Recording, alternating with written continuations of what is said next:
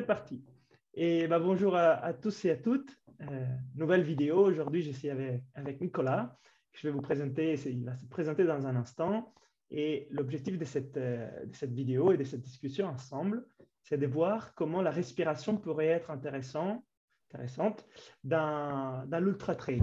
Parce qu'il s'entraîne beaucoup et il va vous expliquer un peu tout ce qu'il fait dans le monde de l'ultra trail. On s'était rencontrés quand j'étais passé à l'île de la Réunion pour travailler pour les ateliers de respiration.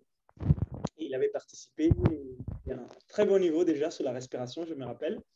Et donc, on s'est dit, dans le cadre de son entraînement, les compétitions qu'il fait, est-ce qu'il y aurait des exercices à proposer qui s'entraînent en trail au-delà des exercices physiques, donc plutôt des exercices en lien avec la respiration pour complémenter la préparation générale d'un athlète.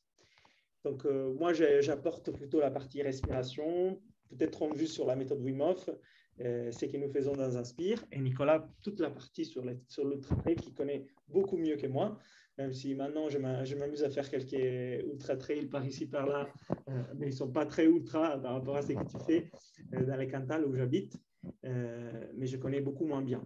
Par contre, je connais un peu le sport, je connais l'effort d'endurance cardio-respiratoire et je sais que la respiration est un pilier fondamental. Donc, Nicolas, est-ce que tu veux te présenter pour introduire un peu tout ce que tu fais dans les mondes de trail, de l'ultra-trail? Oui. Ouais, moi, déjà, je suis Nicolas Rivière, j'ai 39 ans. À la base, je suis athlète. Je suis originaire et j'habite à l'île de la Réunion. Et depuis 4 ans maintenant, je fais du trail et de l'ultra-trail. Voilà. J'ai fait mon premier ultra en 2018 sur le Grand Raid de la Réunion. Donc, c'était une découverte agréable parce que je me suis vraiment plu à passer des heures en extérieur et puis à courir une nuit entière, plus une journée, plus encore un petit bout de nuit. Donc, c'était vraiment une belle découverte. Du coup, je m'y suis vraiment bien mis en 2019 notamment et j'ai été second de la diagonale en 2019. Voilà. Donc, c'est vrai que depuis, j'ai connu des petits pépins physiques qui font que je suis toujours entre guillemets, pas en combat, mais déjà en acceptation et puis aussi en recherche et toujours en découverte de ce que le corps peut nous réserver comme bonne ou comme mauvaise surprise. Et par ça, c'est vrai qu'on a passé un moment ensemble où j'ai découvert les bases.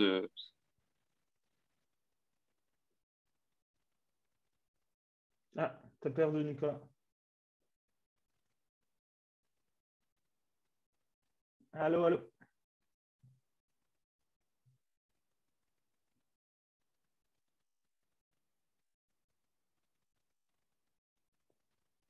Qui sont en tout cas curieux de connaître un peu les différentes méthodes, les différents aspects de la respiration qu'on pourrait mettre en place lors des entraînements, avant, après et aussi en compétition. Très bien. Et parce que les grandes raids de la Réunion, la Diagonale du Fou, c'est une compétition mythique. Est-ce que tu peux nous dire un peu plus sur combien de kilomètres, les dénivelés et quel temps tu as fait? Parce que c'est quand même quelque chose d'incroyable comme défi.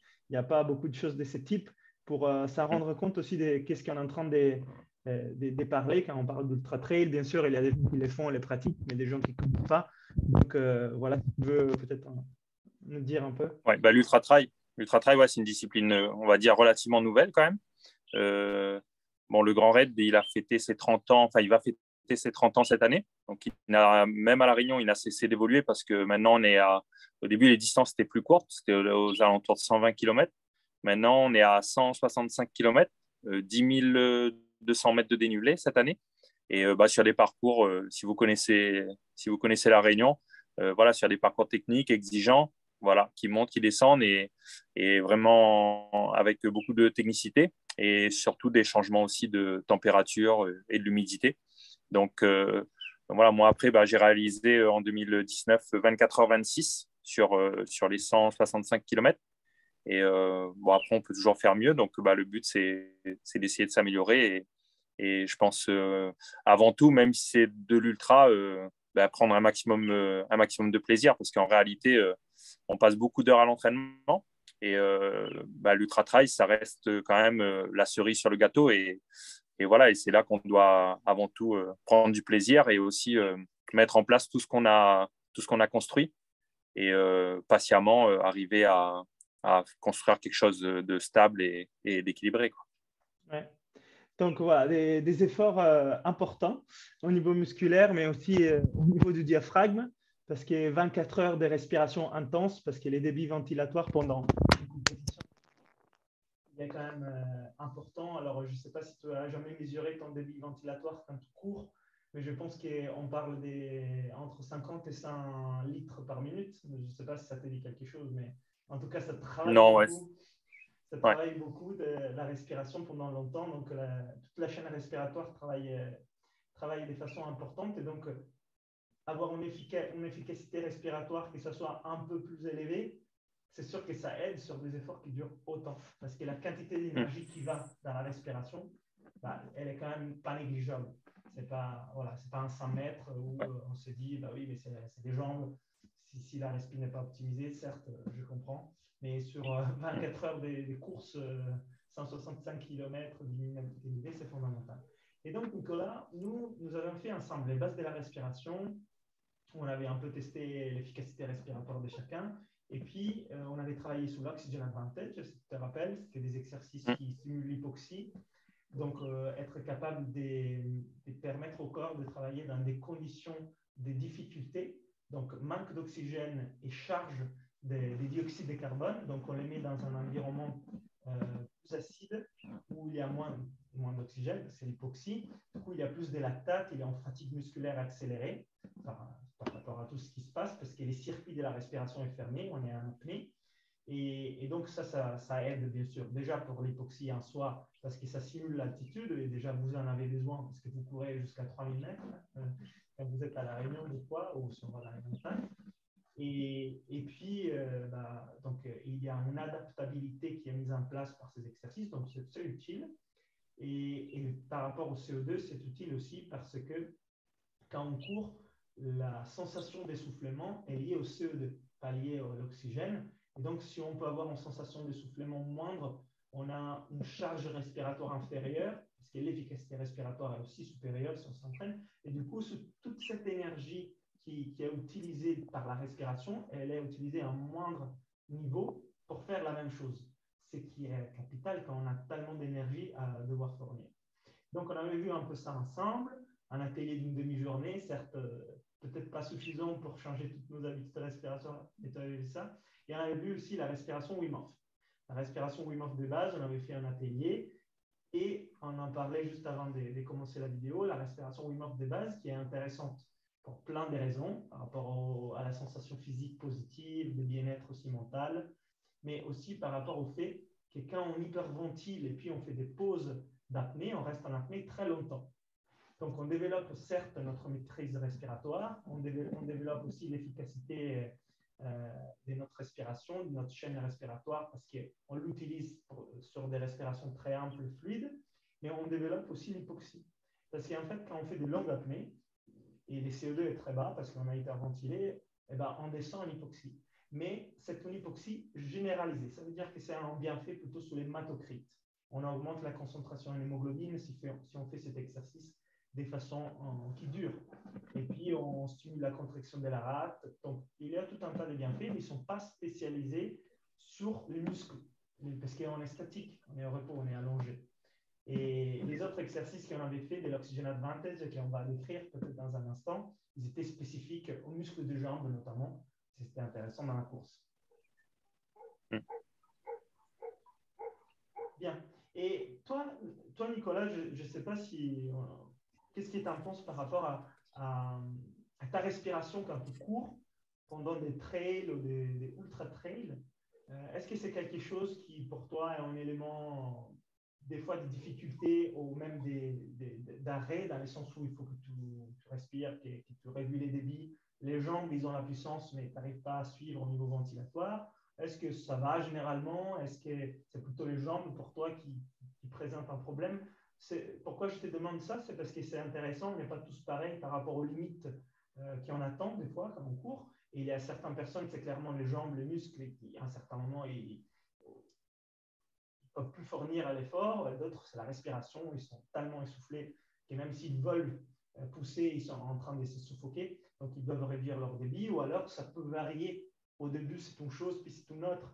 Bien sûr, les muscles ne sont pas frais tout le temps de la même façon, mais non plus la respiration. Du coup, pour toi, est-ce que tu as observé c'est là comment tu te sens par rapport à ça?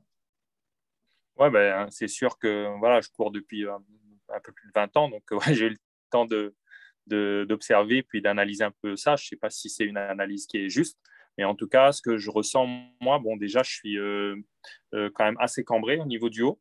Du coup, dans ma respiration, je suis beaucoup en respiration ici au niveau des poumons, mais en réalité, j'utilise peu, enfin, le diaphragme, il est souvent peu sollicité et encore moins la respiration complète. Donc, moi, par exemple, sur un ultra-trail, souvent, ce sont plus mes jambes qui sont limitantes, en tout cas au niveau musculaire, qui sont la limite, que la respiration en elle-même. En tout cas, c'est pas une limite respiratoire. Okay. Après, je fais également un suivi par un ostéo et un kiné. C'est vrai que souvent, on remarque que au niveau du diaphragme, j'ai quand même pas mal de tension, donc je pense que ma respiration, en tout cas, n'est pas optimale, quoi. Et il y a pas mal de choses à bosser pour faire en sorte déjà, je pense que le côté à la fois respiratoire et postural va ensemble, quoi. Parce que si on a une mauvaise posture, on ne peut pas bien respirer. Et du coup, ça engendre ensuite forcément d'autres problèmes derrière. Ouais, c'est très intéressant ce que tu viens de souligner là. Les liens entre la posture et la respiration, c'est bidirectionnel.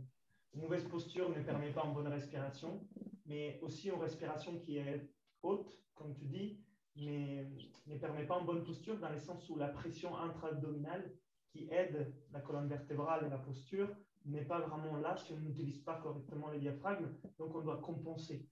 On doit compenser sur les dos très souvent. Il y a beaucoup de personnes qui les sont dans les bas du dos, mais il y a d'autres qui les restent dans les hauts du dos ou dans les coudes.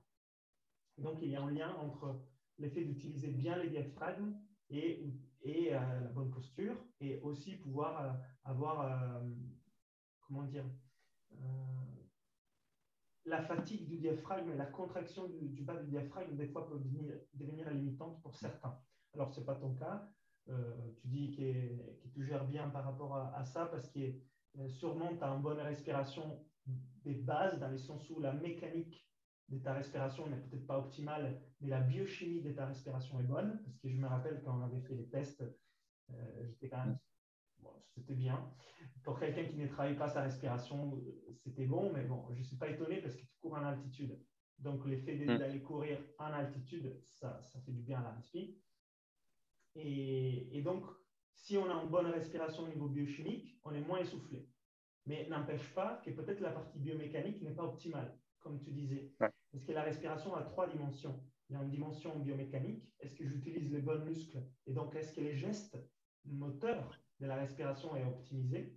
Comme courir. J'ai des très bons muscles pour courir, mais en fait, ma technique n'est pas optimale. Du coup, je consomme un peu plus. Je pourrais faire mieux. C'est la même chose dans la respiration.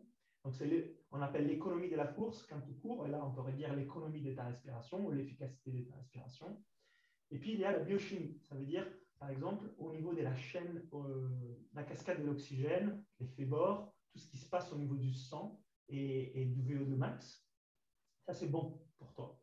Et donc, du coup, ce n'est pas un effet limitant. Alors, après, je ne sais pas si toi, tu as fait déjà des tests cardio-respiratoires à l'effort pour mesurer ton VO2 max. Je ne sais pas si c'est quelque chose sur laquelle tu t'es intéressé Ouais. ou pas. Oui. Donc, normalement, c'est bon. Tu as des bons scores par rapport à ça, n'est-ce pas?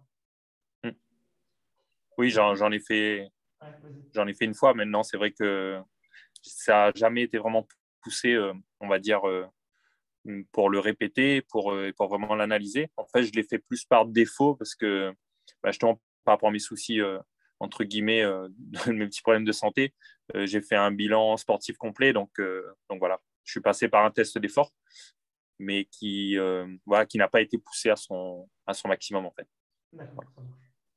Et donc, ça, c'est la deuxième composante, la biochimie. Et puis, il y a la troisième, c'est la psychophysiologique. C'est plus un lien au rythme et à la fréquence respiratoire. Et c'est quelque chose sur laquelle on travaille plutôt au repos. Et ce sont toutes les techniques de respiration qu'on fait, par exemple, dans les yogas, dans le pranayama, dans la respiration Wim Hof et tout ça. Mais pas que. Et donc, ça, c'est une partie sur la respiration. Et puis, il y a la partie économie de la course, gestes physiques, entraînement musculaire, son lactate, et tout ça qu'on entraîne avec la répétition du mouvement. Et toi, tu l'as fait depuis des années. On le fait avec des stratégies d'entraînement. Mais certes, il y a un lien entre l'efficacité du geste respiratoire et l'efficacité du geste moteur, dans ton cas, la course. Et donc, c'est un peu ça qu'on est en train de voir maintenant. On peut être à un très bon niveau physique et entraîner très bien, et pourtant avoir encore des éléments de progression sous la respiration. Et la vraie question, c'est combien on peut gagner si on respire un peu mieux. Alors, il n'y a pas une réponse donnée, c'est un peu à tester sur chacun, parce que je pense que chacun part d'un niveau différent. Il y a d'ailleurs des tests de respiration pour le faire. Moi, je n'ai fait un sur mon site, Inspire Potential, test de respiration. On peut voir l'efficacité de notre respiration en 5 minutes avec 5 exercices, donc c'est intéressant. Ou alors, on peut faire un test cardio-respiratoire à l'effort, et là, clairement, on a un peu la biochimie de notre respiration, un peu moins sous la mécanique, mais là, un ostéopathe, un kiné pourrait nous en dire un peu plus, juste en nous observant. Et donc, tout ça, ça nous amène à, OK, il y a un lien entre la respiration et la course. Certes, dans l'ultra trail, important, mais quoi faire? Parce que peut-être on a des stratégies d'entraînement, mais quelles sont les stratégies de respiration? Donc, ça, c'est un peu une question ouverte. Je ne sais pas si ça te parle. Ouais, en fait, pardon, j'ai reçu un message au même moment. Du coup, le volume a diminué. Je n'ai pas entendu ce que tu m'as dit, Ah juste à non, la dernière. non, je disais si ces liens entre respiration et entraînement physique, c'est quelque chose sur lequel tu t'interroges, sur lequel peut-être tu travailles, sur lequel tu as des questions. Hmm. Non, mais c'est sûr que, voilà, comme je te disais, moi, je suis persuadé que, voilà, que la respiration doit être en tout cas euh, au service de la performance. Et du coup, par rapport à ça, plus on va s'y intéresser, plus on va le faire en tout cas en conscience, plus ça fera du bien, quoi. Mais comme je te disais avant qu'on commence la vidéo, c'est pas évident ensuite quand tu es tout seul de mettre des choses en place en ayant eu quelques bases parce que tu sais pas si tu es dans la bonne direction, si tu le fais de la bonne manière ou pas. Et du coup, au final, tu as tendance à tester des choses, mais à ne pas en fait les consolider ou à ne pas avoir aussi le nécessaire pour le faire évoluer en fait. Euh, voilà, donc après, ouais, je sais qu'il y a énormément de méthodes différentes entre la méthode Wim Hof et d'autres méthodes. Chacune, il y en a qui sont complémentaires, mais en même temps qui ont aussi leur spécificité. Et c'est sûr que ouais, ce qui m'intéresse, et je pense qui intéresse aussi les trailers, c'est de savoir voilà, qu'est-ce qu'on pourrait, entre guillemets, mettre en place pour, par exemple, avant l'entraînement, comme on en a parlé précédemment, avant, voilà, soit pendant les jours de repos, où on peut faire un peu de relaxation, etc., pour travailler, par exemple, sur le relâchement et sur le fait que voilà, qu'on soit plus, entre guillemets, zen pour aborder une séance qui va venir le lendemain. Ou, voilà, il y a ce point-là. Après, il y a aussi voilà, la phase d'entraînement pure et dure, quoi, avec, par exemple, qu'est-ce qu'on pourrait faire sur des sorties longues ou même des séances plus d'intensité. Et après, la compétition et puis aussi la phase de récupération, que ce soit après un ultra trail, après un trail ou après une séance importante où on a puisé en fait dans nos réserves. Donc, comment faire pour trouver la bonne alchimie voilà, pour être. Mais en tout cas, oui, je suis persuadé ouais, qu'il y a un lien important à, à faire et surtout de le faire en pleine conscience pour vraiment le ressentir, quoi. Oui, non, tout à fait. Effectivement, tu viens de dire une chose très importante. Il y a différents moments en lien avec l'entraînement et ces différents moments, ils ont des besoins différents au niveau de la personne et de la respiration. Donc, il n'y a pas une technique de respiration qui va répondre à tout ça. Avant l'entraînement, pendant l'entraînement, après l'entraînement, ce sont des phases différentes. Et la respiration ne peut pas être la même. Alors, il y a certaines bases communes, c'est sûr, mais il y a des spécificités. Et puis, il y a la gestion du stress, comme tu viens de le dire. Et ça, c'est encore autre chose, c'est la gestion du stress dans la vie de tous les jours, mais pour être aussi performant. Parce que si on est stressé, on se fatigue plus, on dort moins bien. Et si on a moins dormi, on est plus stressé, c'est sûr qu'au niveau physique, c'est plus difficile. On a tous vu nos performances physiques dégradent si on a mal dormi ou si on est stressé mentalement. Donc, moi, ce que je te propose, c'est qu'on peut juste parler des différentes étapes. Moi, je te donne un peu mon avis et mes conseils par rapport à quelle respiration pourrait être utile. Et puis, tu me dis, est-ce que ça te parle par rapport à ce que tu fais au niveau physique? Est-ce que c'est compatible? Est-ce que c'est difficile? Et puis, bien sûr, tu essayeras. Tu me diras aussi qu'est-ce que tu en penses une fois que tu as pratiqué. Et je commencerai par la phase avant. Tout avant de commencer le sport. On est même avant la phase qui précède l'entraînement, on est dans la vie de tous les jours. Et là, on respire. Et là, comment on respire, ça va impacter notre entraînement, même si on ne voit pas les liens. Parce que notre respiration dans la vie de tous les jours, que ce soit les jours et la nuit, attention, elle est extrêmement importante pour tout ce qui est efficacité respiratoire. Si nous respirons d'une façon déréglée, même déjà sans faire de sport, quand on va faire du sport, cette respiration déréglée va s'amplifier. Et ces dérèglements vont s'amplifier. Donc, on va perdre plus d'énergie encore. Donc, l'idée, c'est, première étape, régler la respiration dans la vie de tous les jours. C'est là tout un tas de bienfaits qui vont au-delà de la performance physique. Donc, ça va déjà nous faire du bien, mais ça va permettre aussi plus de performance physique. Là, c'est une étape difficile parce qu'il faut y prendre du temps. Il faut corriger certaines choses, donc c'est la connaissance. Je vais vous donner 2-3 astuces, mais ensuite, il faut aussi y prendre du temps pour y travailler un petit peu. Et c'est les premiers ateliers qu'on a vus ensemble, les bases de la respiration. Si on n'a pas de bonnes bases de respiration, c'est difficile d'aller chercher des techniques, des performances, parce qu'on n'a pas les bases, ça ne va pas tenir. Donc, la première chose, c'est on respire par le nez. Le nez est l'organe de la respiration, les diaphragmes, les muscles de la respiration, et on va courir en courant avec les jambes.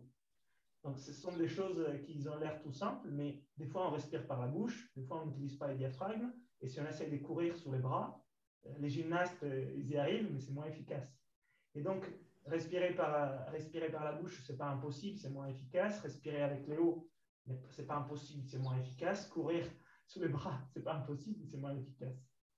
Donc, c'est comme si quelqu'un voulait gagner ses ultra-trails en essayant de courir sur une jambe à la fois. C'est sûr que c'est moins efficace, il faut habiliter les deux jambes. Et donc, la respiration par le nez devrait être vraiment la base dans la vie de tous les jours et pendant la compétition.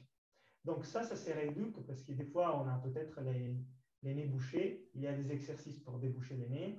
Petit à petit, le plus on utilise la respiration par les nez, le plus le nez a des voies respiratoires qui deviennent disponibles. Les moins on l'utilise, le plus se bouche. Et en plus, les voies respiratoires, ils s'enflamment beaucoup moins, ils s'irritent beaucoup moins si on utilise la respiration par les nez par rapport à la respiration par la bouche.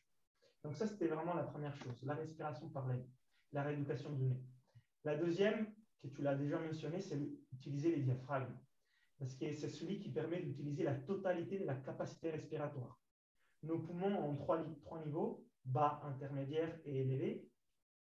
Et il se trouve que si on utilise les trois lobes, inférieur, intermédiaire et supérieur, on peut augmenter les débits ventilatoires et augmenter la perfusion ventilatoire. Ça veut dire qu'on est capable d'extraire plus d'oxygène et redonner plus de CO2, qui nous demande la course et tout entraînement aérobique, pour permettre aux muscles d'être moins acides, moins fatigués.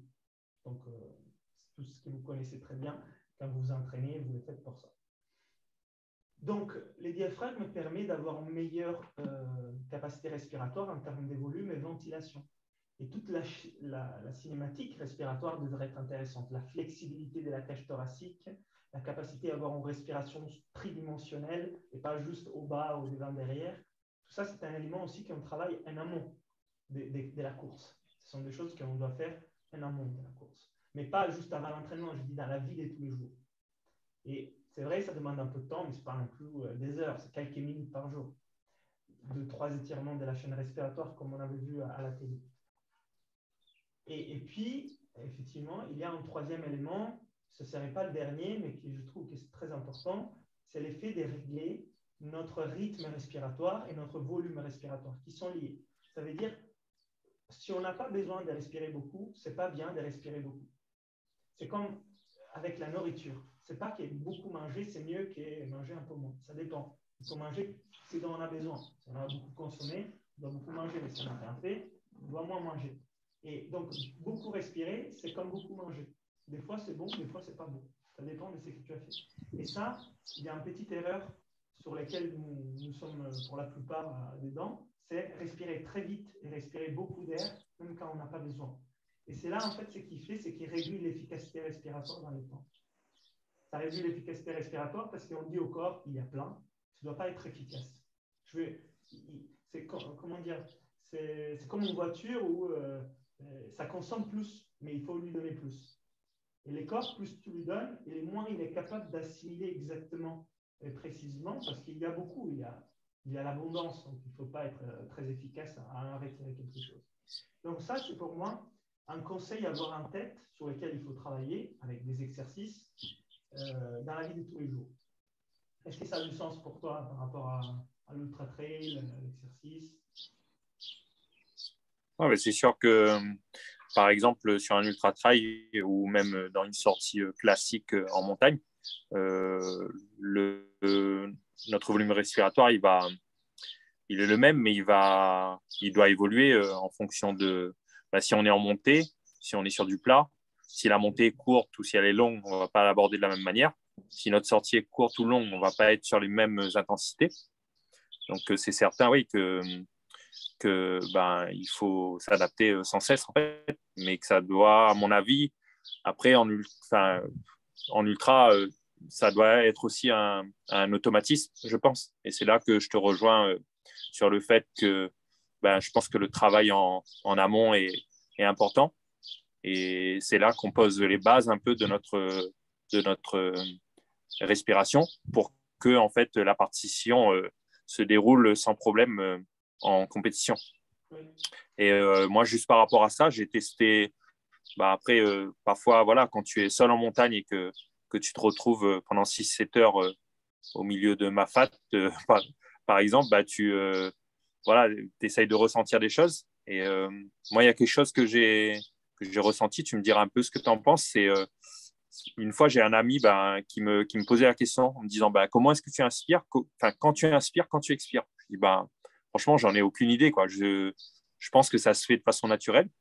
Et un jour, j'ai essayé de m'en rendre compte et je me suis rendu compte que, par exemple, dans une ascension, donc, où tu as les mains au-dessus des genoux et tu es penché en avant parce que voilà, il y a des marches assez importantes à franchir et que ça dure assez longtemps, 40, 50 minutes, voire 1 heure.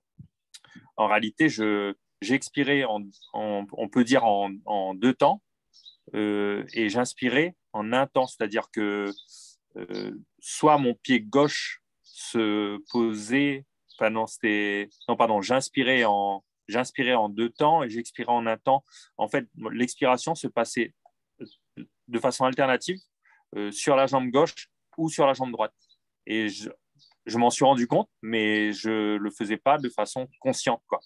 Oui. Et le fait de s'en rendre compte, je me suis dit, tiens, c'est rigolo, ça veut dire qu'il y a une sorte d'équilibre naturel qui se crée pour qu'à chaque fois que tu poses, que tu pousses, tous les 3 temps, donc c'est-à-dire que toutes les 3 foulées, il y a une expiration qui se passe et naturellement, ça vient un coup à gauche, un coup à droite. Quoi. Voilà. Oui, et ça, c'est les rythmes. Ça, justement, c'est la variable du rythme respiratoire. La vie de tous les jours, elle peut être un lien avec les rythmes cardiaques, mais c'est sûr que quand tu fais des pas, il peut être un lien avec tes pas. Et tu peux les compter au pas. Comme tu dis, ça peut être naturel. Je les fais de façon spontanée ou tu peux les diriger. Et dans des exercices comme la marche afghane, tu les diriges. Donc, tu comptes un certain nombre de pas sur l'inspire, un certain nombre de pas sur l'expire. Et c'est un exercice qui a été utilisé par les peuples nomades de l'Afghanistan pour avoir plus d'efficacité en marche. Ils faisaient des marches très longues. C'était des ultra-marches pour eux. C'était genre 70 km par jour. Et ils avaient vu que synchroniser, mettre un rythme, respiration et pas, c'était la technique et la stratégie juste. Puis, par contre, une fois que tu as compris qu'il faut une synchronisation, un rythme entre pas et respire, la question c'est comment. Et là, c'est là où ça doit être adapté au terrain. Parce qu'on n'est pas sur les plats. Ça monte, ça descend et ça peut être plat. Et du coup, on n'a pas tous les mêmes jambes. On n'est pas tous au même niveau de fatigue. Donc, on doit être capable que c'est là sur les corps qui le fassent. On ne peut pas le calculer. Et pour faire cela, il y a bien sûr la pratique de la course et tout ça, mais il y a aussi une bonne connexion à la respiration pour pouvoir l'observer et pouvoir la modifier à l'occurrence. Et c'est pour ça qu'effectivement, cette question, c'est quand tu inspires, quand tu expires. Je pense que ça doit être les corps capables de te les dire et en même temps, tu dois en être conscient. Parce que si jamais tu n'es pas en train de les faire, il faut pouvoir les corriger. Tu vois, c'est ce que je suis en train de dire. Et effectivement, ça, c'est la variable du rythme sur les pas ou sur la respiration est vraiment quelque chose de fondamental dans tout exercice respiratoire. Que ce soit la respiration Wim Hof, on en parlait tout à l'heure, où tu suis des rythmes et tu es allongé, que ce soit quand tu marches ou tu cours, c'est une variable à garder en tête et c'est ton atout. Parce que c'est toujours ces liens, respiration fonctionnelle, mouvement fonctionnel. Les deux sont liés. Très bien, bon, super. Et je trouve que c'est quand même l'étape la plus difficile, c'est celle en dehors de l'entraînement. On est sportif, donc on aime prendre du temps pour s'entraîner, mais on n'est pas forcément quelqu'un qui pratique la respiration, donc on n'aime pas prendre du temps pour la respiration, ou alors on doit l'apprendre. Celle-là est clairement, à mon avis, l'étape la plus difficile pour tout le monde, parce qu'il faut y dédier, surtout au début, un peu de temps. Et puis, il n'y aura plus besoin, parce que la respiration sera déjà réglée, et il faut juste aller à chercher un peu l'optimisation de cela. Mais au début, c'est l'étape la plus difficile. Prends conscience qu'il y a un travail à faire sur ça. Et oui, ça demande de la discipline et ça demande peut-être un peu de temps, mais c'est quand même quelque chose d'utile. Et puis, il y a beaucoup de techniques, que ce soit la respiration Buteyko, l'oxygen advantage, la respiration katana, les entraînements d'hypoventilation, l'apnée, etc. Il y a beaucoup d'exercices, donc effectivement, on peut être un peu perdu aussi. Comment j'entraîne tout ça? Parce que c'est vrai, est-ce qu'il y a des programmes d'entraînement? Est-ce que je fais un exercice 5 minutes, 10 minutes? Est-ce que je vais faire allonger, assis? Comment je respire? Ce sont de bonnes questions. On ne peut pas faire n'importe comment. Et juste observer sa respiration, en être conscient, ce n'est pas suffisant. Pour la méditation, c'est suffisant. Et pour la performance physique, non. Donc, l'effet de pouvoir bien respirer, ça ne veut rien dire sur une bonne respiration. J'entends souvent, oui, la respiration est importante, il faut bien respirer, bien l'observer. Certes, c'est important, surtout si tu médites. Mais si tu veux juste ça, ça ne va rien changer à tes performances. Ouais, je pense que c'est pas, voilà, effectivement, pour un sédentaire, entre guillemets, à part le fait d'être stressé et de mal respirer, ça peut t'apporter en fait des contraintes et voilà, des soucis de santé, mais qui seront sans doute minimes par rapport au fait, par exemple, en ultra-trail, voilà, où tu pousses ton corps un peu dans ses retranchements et où tu vas devoir, j'imagine un peu la respiration comme une caisse à outils, une mallette, où tu vas devoir ouvrir les tiroirs. Et en fait, pour ouvrir ces tiroirs, il faut savoir utiliser les outils, je pense. Effectivement, un peu, si on doit comparer, on peut peut-être le comparer avec les différentes séances, les différents entraînements qu'on réalise, que ce soit en ultra-trail ou dans d'autres sports. On ne va pas courir, par exemple, tous les jours à la même vitesse et sur les mêmes distances. On va faire de temps en temps des séances d'intensité, de temps en temps des séances plus cool, plus souples, d'autres avec des variations d'allure.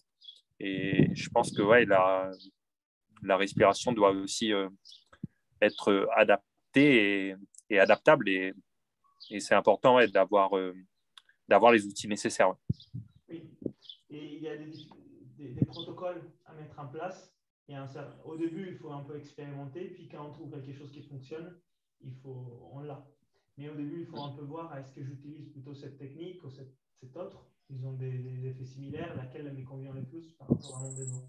Donc au début, il y a un travail un peu de tuning, de mise en place, et puis on peut les utiliser. Et comme tu dis, en fonction de vos séances, des trails, d'entraînement, bon, ce n'est pas peut-être le même travail respiratoire qui va vous aider. Donc il faut, certes, pendant la course, il faut respirer au mieux. Donc plus votre chaîne respiratoire est flexible, plus vous êtes capable de maximiser les débits ventilatoires, plus votre respiration biochimique est efficace, votre VO2 max donc, est élevé, donc plus c'est mieux. Mais après, les autres stratégies, comment je récupère plus vite, je baisse mon rythme cardiaque, comment je réduis l'essoufflement, est-ce que je me prépare avant et je fais une technique pour me mettre en place tout de suite, ou est-ce que je préfère optimiser plutôt l'endurance? Ce sont des bonnes questions. Et moi, je pense que pendant l'entraînement, il faudrait vraiment observer comment on respire. Pendant une compétition, je m'aperçois qu'il ne faut pas ajouter des contraintes. On est en train de dire je fais au mieux. Donc, ce n'est pas le moment de corriger les erreurs. C'est trop tard. Là, on fait juste au mieux.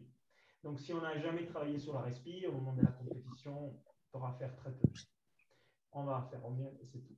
Et pendant l'entraînement, je pense que c'est important de voir comment je respire et est-ce que là, je vois qu'il y a des difficultés ou des choses qui ne sont pas optimales pendant ma respiration. Et c'est là, à mon avis, c'est le moment d'y travailler. Par exemple, est-ce que je suis capable, quand je vais courir, de courir par le nez?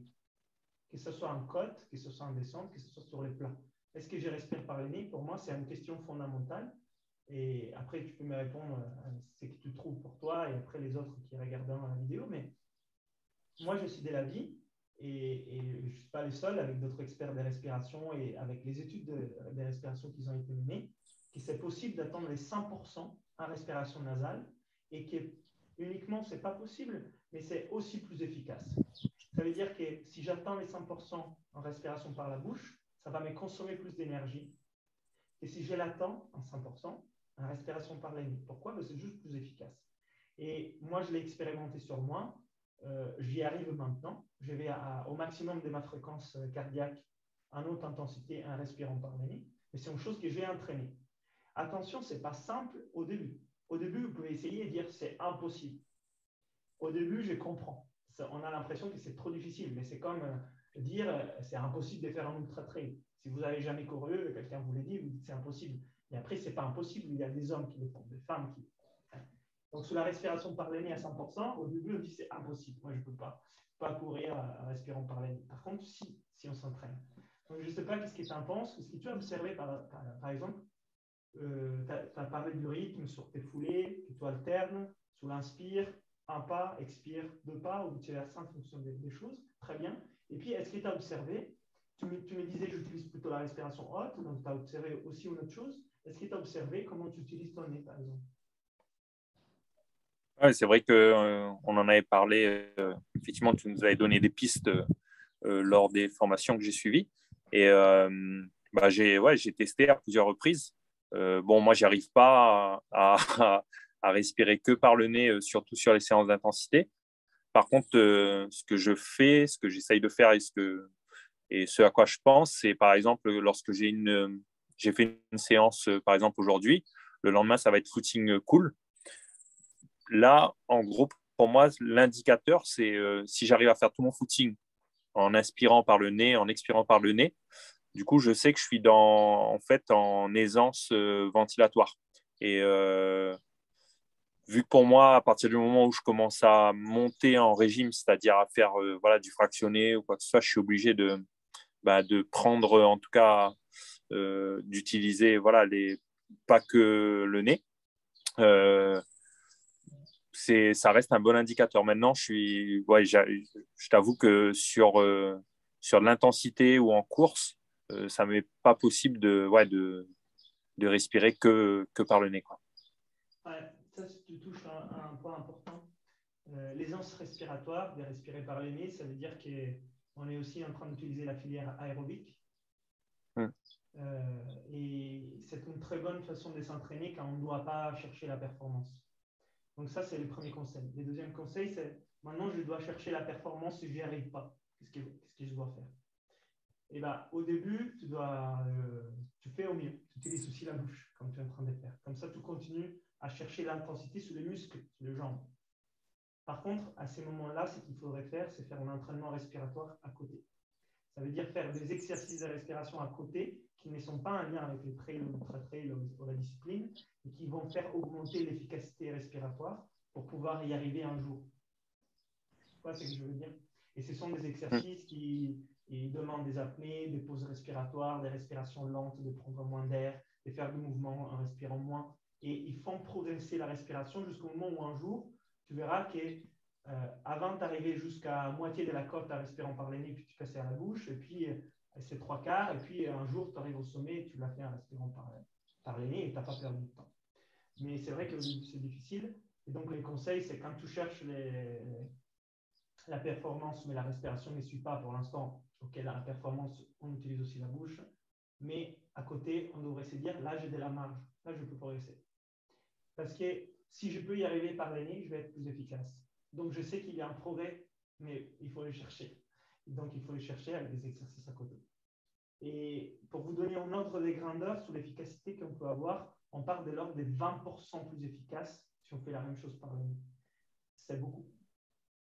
C'est beaucoup si on parle d'une course sur 5 km, 10 km, on dit oh, j'ai assez d'énergie pour consommer un peu plus, je m'en fous. Quand on parle des 165 km, je pense que 20% d'énergie à moins consommée, ça fait une différence de folie. Et c'est pour ça que j'ai trouvé très intéressant cette discussion de respiration ultra-trail, parce qu'il y a peut-être d'autres sports où on pourrait se dire bon, c'est un peu moins important, même si je perds un peu plus d'énergie, j'en ai plein. Je n'arrive pas à la fin épuisé. Mais après un ultra-trail comme ça, je pense que c'est un argument intéressant. Qu'est-ce que tu en penses? Ouais. Oui, c'est sûr. C'est sûr que voilà, sur la distance, sur le nombre d'heures, je pense que rien de ce qui peut être, en tout cas, euh, je vais dire, ouais, de ce qu'on peut contrôler ne doit être laissé au hasard. Et c'est sûr que bah oui, la respiration là-dedans, elle est importante. Et justement, tu parlais voilà, de l'ultra-trail, ça me fait penser à justement à une question aussi qui, je pense, peut avoir son importance. On sait que la respiration, notamment dans la méthode Wim Hof, permet de réchauffer le corps de l'intérieur, en fait, et du coup, de supporter des bains glacés ou des températures vraiment très basses. Parfois, en ultra-trail, on l'a vu malheureusement, il y a eu des accidents, notamment le dernier très grave en Chine où de nombreux trailers parmi les premiers et les meilleurs de leur pays sont malheureusement décédés, ont perdu la vie suite à un brusque changement de température. Au-delà de ça, est-ce que nous, dans l'ultra, lorsqu'on est confronté à des changements climatiques, à des grosses chutes de température, ou à l'inverse, à une augmentation brutale de la température, est-ce qu'on a au niveau de la respiration aussi des possibilités d'adapter en fait notre organisme et de passer un peu ce cap et cette difficulté qui, qui a- en fait qui nous tombe dessus quoi. Ah oui, bah ça c'est une bonne question. Tiens, c'est quelque chose sur lequel je n'avais pas pensé. Parce qu'effectivement, comme je suis aussi instructeur de la méthode Wim Hof, l'adaptabilité aux éléments sur des courses aussi plus courtes, c'est quelque chose que j'accueille beaucoup. Donc, j'avais pensé qu'il peut être aussi un élément de difficulté. Mais absolument, oui. On peut contrôler la température du corps par différentes respirations. Et il y a des exercices de respiration qui permettent de baisser la température et de se refroidir. Et il y a des exercices de respiration qui permettent de se réchauffer. Et effectivement, Mais après, voilà. est-ce que c'est cette voilà, ça, ce sont des méthodes, notamment, on l'a vu lors de la formation, que tu fais entre guillemets en préparation et en statique. Mais là, ce qui est intéressant, c'est de savoir si en étant dans l'effort, en étant dans l'intensité un peu de la course, de la compétition, si on peut également, en fait, on a les ressources nécessaires et de le faire pendant par exemple, pendant une ascension. On imagine un début d'ascension où il fait beau, tout se passe bien, et puis la nuit tombe, tu commences à avoir du vent, de la grêle, etc., et des conditions difficiles. Et là, il faut, en plus de la fatigue, arriver à trouver ses ressources, en fait. Tout de suite, la première chose qu'il faut faire pour limiter les pertes de chaleur, ce n'est pas respirer par la bouche. On perd beaucoup plus d'eau et beaucoup plus de chaleur quand on expire par la bouche. Donc, première chose, on respire par le nez. Deuxième chose, on essaie de rendre la respiration plus profonde parce que ça augmente la thermogénèse. Ça produit plus de chaleur. Et si on continue à être oxygéné de façon correcte en respiration profonde par le nez, on a plus de chaleur qui est produite. Ça fait aussi partie de certaines techniques de méditation qu'ils utilisent dans l'Himalaya, dans les yoga tibétains. Et ça chauffe le corps. Alors, tu as un mouvement maintenant. Donc, tu ne peux pas juste faire des apnées pour t'échauffer parce que sinon, tu n'arrives plus à courir.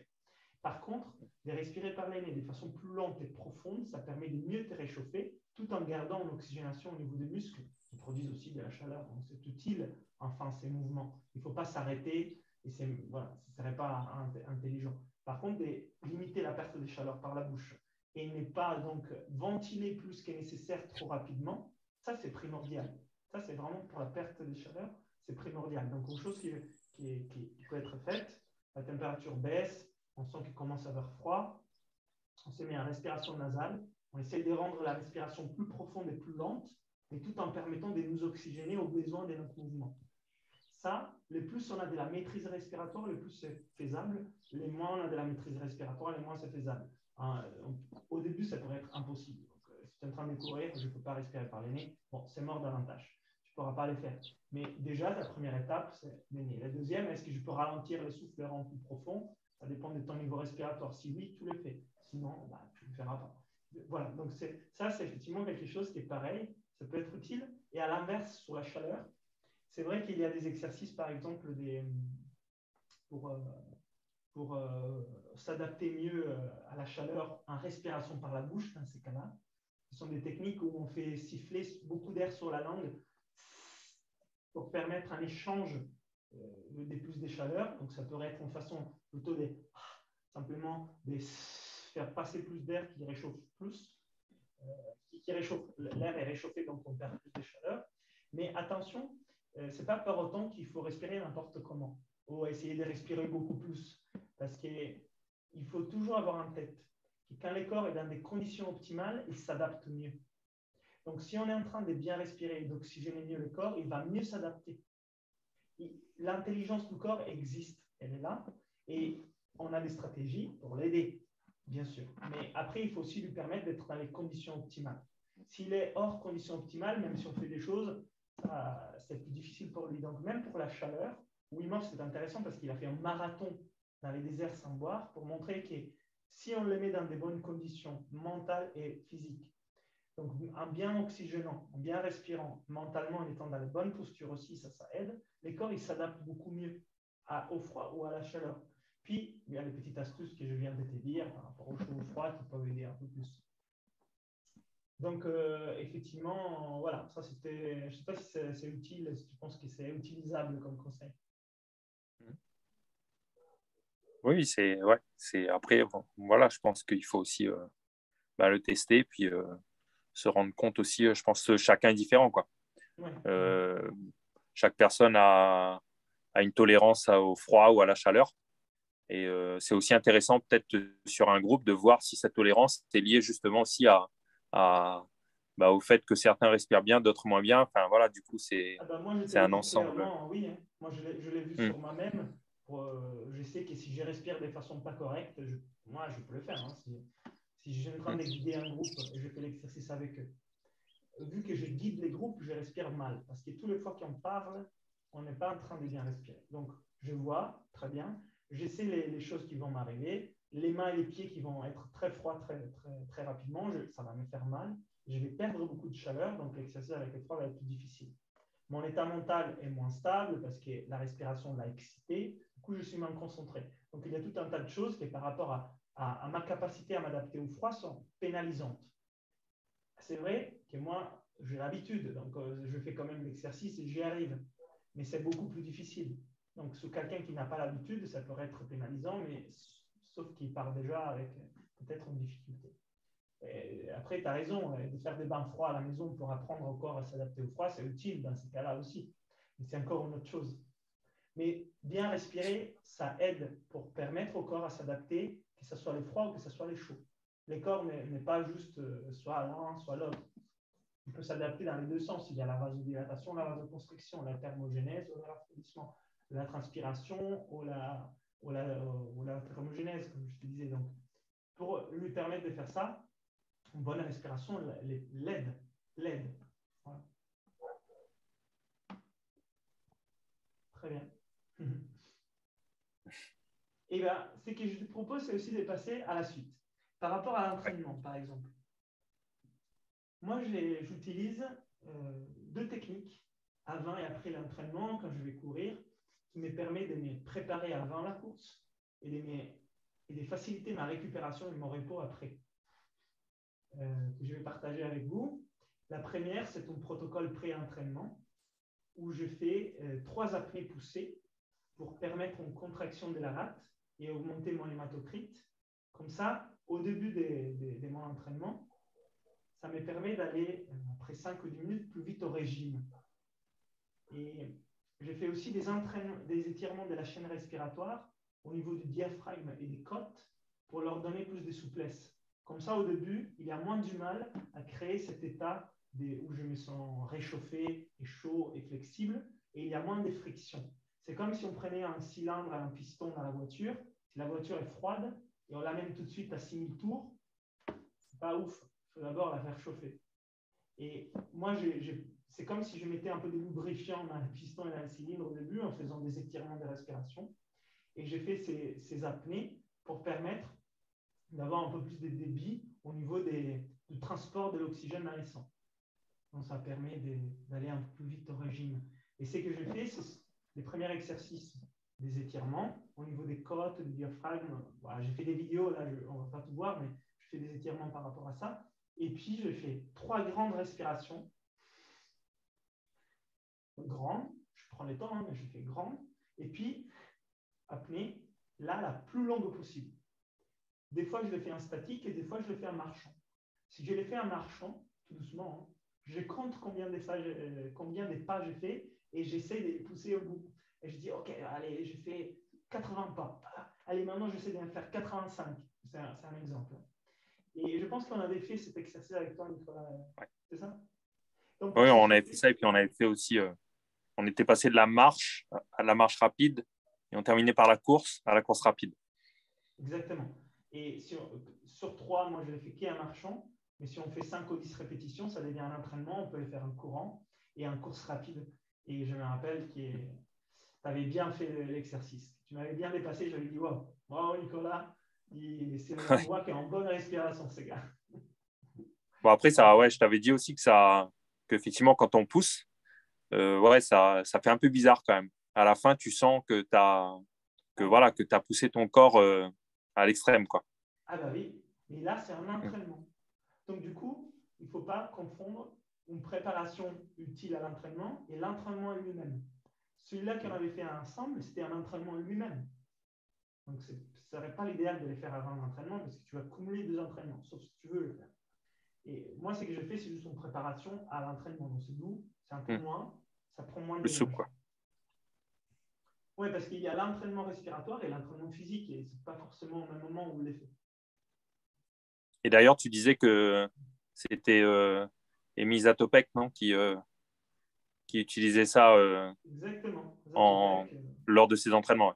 Tout à fait. Et il y avait exactement ce type de protocole d'entraînement apnée, marche rapide, course rapide. Et puis pendant la course, je ne crois pas qu'il les faisait pendant la course Oui. où il s'entraînait. Quand il s'entraînait, il s'entraînait les jambes, il faisait autre chose. Mais ils entraînaient sa respiration comme ça. Et puis en compétition, bien sûr, ça n'a pas de sens. Voilà. Pourquoi je l'ai dit? Parce que des fois, on pense que c'est une bonne chose, donc du coup, je vais la faire, mais si on n'a pas vraiment compris, si on le fait en compétition, ça n'a pas de sens. Parce qu'on se met juste dans les rouges pour rien. Non, mais c'est important, moi je l'ai dit, parce qu'il faut comprendre que des fois, on respire d'une façon pour s'entraîner, mais ce n'est pas pour autant que c'est cette façon de respirer qu'on va utiliser quand on fait la compétition. Bien sûr. Et voilà. Peut-être c'était clair, mais je vais quand même le dire. Et puis, non, mais c'est un peu. Juste pour donner une image, c'est un peu comme, par exemple, en athlétisme, on s'amuse à faire des montées de genoux, des talons-fesses, des jambes tendues, des foulées bondissantes, mais à aucun moment, on va courir un 1500 mètres, par exemple, ou un 3000 mètres en foulée bondissante, quoi. Donc, c'est clair que ça apporte, ça améliore la technique, ça améliore la qualité de la foulée. Donc, je pense que les exercices de respiration, ça va améliorer la qualité de la respiration. Ça doit être un outil préalable à utiliser en préparation. Oui, exactement. Très bien. Très bien dit. Avec l'analogie sur le mouvement, c'est toujours plus clair à comprendre. Ouais. Et puis, donc je te disais, je perds les écouteurs. Et puis, quand je vais courir, je me concentre vraiment sur les rythmes de mes pas. À l'occurrence, si je suis en train d'entraîner ma respiration, je vais donner un rythme cadencé en fonction du terrain. Mais c'est moi que je le décide au niveau mental pour me donner un entraînement. Et si, au contraire, je veux permettre la meilleure efficacité physique, c'est le corps qui décide. Et je la laisse totalement libre. Généralement, comme je ne fais jamais de la perf, je me donne tout le temps un rythme respiratoire. Ça veut dire que je suis tout le temps en train d'augmenter mon efficacité respiratoire. C'est mon objectif. Donc, je me donne tout le temps un rythme. Mais si je devais essayer d'optimiser un peu mon temps, je ne ferais pas. Je laisserais les corps décider le juste rythme. Parce que la respiration, je l'ai déjà travaillée, donc maintenant, c'est mon outil. Donc, elle sait quoi faire, elle va décider. Tu vois ce que je veux dire? Ouais. Et puis, donc, j'essaie de rester sourd-aigné vraiment tout le temps. Par contre, ça, je peux vous donner un conseil. Si on veut pousser un peu plus, des fois, c'est sympa si on est avec des amis ou autre, et on veut pousser un peu plus, et on va passer à la bouche. C'est d'abord, ce qu'on doit faire, c'est inspire nez, et expire bouche. C'est la première étape. Et la dernière, c'est respirer in et out par la bouche. Mais garder toujours, je pense que ce qui est important, même quand tu es, on va dire, au max, c'est important quand même de garder un pourcentage d'inspiration, à mon avis, par le nez, tu vois, et par la bouche. C'est-à-dire, ça ne t'empêche pas d'aspirer par la bouche, mais de garder 20 ou 30% qui passent par le nez. Je pense que ça augmente aussi, du coup, ton volume, en tout cas, ta capacité Okay. à inspirer davantage, quoi. Bah, tu viens de dire quelque chose Je n'ai pas parlé, parce qu'en fait, Nicolas, là, tu viens de dire une chose très, très intéressante, de pouvoir respirer par les voies aériennes supérieures du nez et de la bouche en même temps. Et ça, c'est en stratégie, mais attention, je suis sûr qu'il n'y a pas beaucoup de gens qui arrivent à les faire. Parce que toi, tu sais les faire, et tu l'utilises peut-être de façon inconsciente, tu te dis c'est normal. Et moi, je fais des techniques où je le fais, mais il y a plein de gens qui n'ont pas forcément tout de suite la capacité de respirer par les nez et par la bouche en même temps. Il faut développer ça aussi. Et donc, ça, on l'entraîne à part et puis on le fait dans la course. Mais ce n'est pas tout de suite automatique pour la plupart des gens. Mais c'est vrai que quand on doit augmenter un petit peu et on n'arrive plus à tenir par les nez, de faire un peu, c'est une première étape. Mais c'est intéressant ce que tu dis parce que ce n'est pas tout le monde qui arrive à le faire. Au moins, pas tout de suite, hein, je veux dire. Ce n'est pas si anodin. Ouais, c'est pas évident. Ouais. On a l'impression que c'est dissocié. Oui. Et même moi, bah, je te le dis, hein, mais je pense que je ne sais pas si je le fais vraiment. Quand j'y pense, je sens que j'arrive à inspirer bouche et nez, mais, mais ça reste quelque chose qui est. Tu sens que ouais, il y a comme une sorte de blocage quand même. C'est pas, il n'y a pas une fluidité naturelle en fait. Ça demande un peu d'effort mental. Ouais. Oui, c'est vrai. Et c'est pour autant plus intéressant effectivement d'entraîner la respiration en amont, parce que comme ça demande moins d'effort mental pendant la compétition. Et tout effort mental qu'on peut réduire, ça va dans le mouvement. Bien. Et donc pour clôturer, après, moi à la fin de la course, que ce soit 5 km, 10 km, 1 km, je vais faire baisser mon rythme cardiaque rapidement par un exercice de respiration où j'ai fait des apnées poumons pleins progressives pour réaugmenter l'oxygénation et faire baisser les rythmes cardiaques par la vertu de l'apnée. Donc, c'est des pauses sur un pas, puis 2 pas, puis 3 pas, puis 4 pas, puis 5 pas. Et je peux observer une réduction de 30%, 40% sur les rythmes cardiaques en 2-3 minutes. Donc, ça, c'est ce que j'ai fait à la fin pour je suis arrivé, je sais pas, à 5,90, j'étais en train de faire le dernier sprint, je sais pas quoi, et je veux passer à 5,20 en 2 minutes, en continuant à marcher, je fais ça. Ça permet d'amorcer une respiration plus lente, de baisser les rythmes cardiaques et donc activer la branche des récupérations du corps. Parce que des fois, si tu termines ton entraînement et tu ne fais pas un basculement dans la branche du système nerveux autonome qui est liée à la récupération, ça peut prendre beaucoup de temps. Ça peut prendre une demi-heure, 1 heure ou 2 heures. Et donc, dans ces temps-là, tu ne peux pas digérer ce que tu manges, tu ne te régénères pas. Tu peux rester avec un rythme cardiaque élevé longtemps. Si c'est le cas, pour toutes les personnes qui restent avec un rythme cardiaque élevé longtemps après l'entraînement, c'est parce qu'il manque une phase de respiration pour baisser et faire la bascule.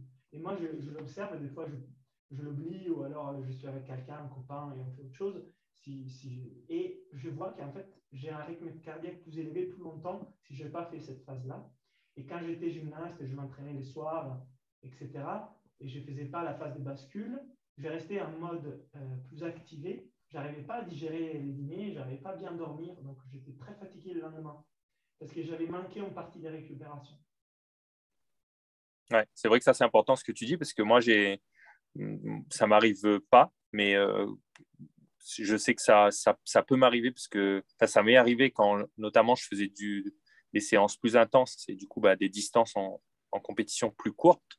Euh, mais j'ai des copains, des amis d'entraînement, des collègues qui parfois me disent effectivement, quand on fait une séance l'après-midi, ils ont du mal ensuite à trouver le sommeil avant minuit, 1 heure du matin. Ah, Donc je pense que effectivement c'est très intéressant à ce moment-là pour des personnes qui sont encore, entre guillemets, dans le corps est encore en alerte, en fait, et du coup, subit une forme de stress d'utiliser ces techniques respiratoires qui vont permettre de redescendre et de donner, en fait, l'information au corps en lui disant, voilà, c'est bon, c'est fini, on se remet, entre guillemets, sur les rails de la vie quotidienne et en tout cas d'une respiration normale, quoi. ouais, voilà, exactement. Je pense que c'est un conseil intéressant pour ces personnes-là, effectivement. Ça Mm. va les aider aussi à enchaîner les séances d'entraînement et à mieux se reposer. Du coup, c'est vraiment gagnant. Ouais. Et Et du peut-être coup, pour... Vas-y, vas-y. Combien dit tu fais combien de répétitions en inspiration, enfin en blocage poumon plein, du coup, Donc, moi, après ce que ton je effort? fais, je continue à marcher et je marche sur un pas, je bloque, j'expire, sur un pas, je bloque, puis je passe à 2 pas dès que je peux le Mm. faire, puis à 3 pas, puis à 4 pas, puis à 5 pas, je reste sur les 5 pas peut-être 30 secondes, 1 minute, 2 minutes. Et en fait, ça m'a pris ces temps-là, c'est entre 3 et 5 minutes. Et c'est là où j'ai eu pratiquement tout l'effet. Je pourrais continuer un peu plus Mm. pour aller un chouïa plus loin, mais ce n'est pas linéaire. Ça Ouais, baisse très vite et puis ça prend plus de temps. Donc je l'ai fait, disons, d'accord. 3 5 minutes à la fin. Et c'est suffisant. Et des Ok. fois, je fais aussi la respiration en carré. Donc, si je vois que j'ai vraiment poussé, et je suis encore un peu excité, puis je m'allonge, je m'assois, je fais la respiration en carré, 5 ou 10 minutes, pour vraiment aller plus loin dans les repos. Ok. Et peut-être on va clôturer là, comme il y a le coucher de Ouais, soleil parce à que La Réunion, aussi voilà, la pour toi, lumière, pour ouais. te faire rentrer. La lumière Et... s'éteint, comme vous voyez. Ah, merci, c'est joli. Ouais. Et je ne sais pas, est-ce que tu as une dernière question par rapport à l'ultra trail, la respi, ou quelque chose qui pourrait être Non, non, intéressant? je pense que peut-être que voilà, ça pourrait amener en tout cas à s'interroger davantage quand on va revisionner un petit peu cet échange ensemble. Et, euh, et puis les questions vont peut-être venir aussi Oui, bien de sûr. par les personnes voilà, qui s'intéressent en tout cas à ça et qui vont prendre le temps d'écouter notre échange. Donc non, pas pour le moment. Ouais. Oui, Je on pense que ouais, répondra à vos c'était assez questions aussi complet s'il déjà. arrive. Ouais, bien On sûr. Ouais. répondra Mm. moi sur la respi et toi plutôt sur les trails. Ouais. Si je peux, ouais. Très bien. Et En bah, tout cas, merci, merci. merci Nicolas de l'échange. Rien. Ouais, avec On reste plaisir. en Et contact. puis, ouais, merci encore à toi. Bon, très bien. Et n'hésitez pas donc aussi à partager vos commentaires et vos questions pour moi ou pour Nicolas. Et si vous voulez vous pencher un peu plus loin sur la respiration des trails, on pourra vous donner les conseils, les lectures, les exercices qui font pour vous. Allez, ciao!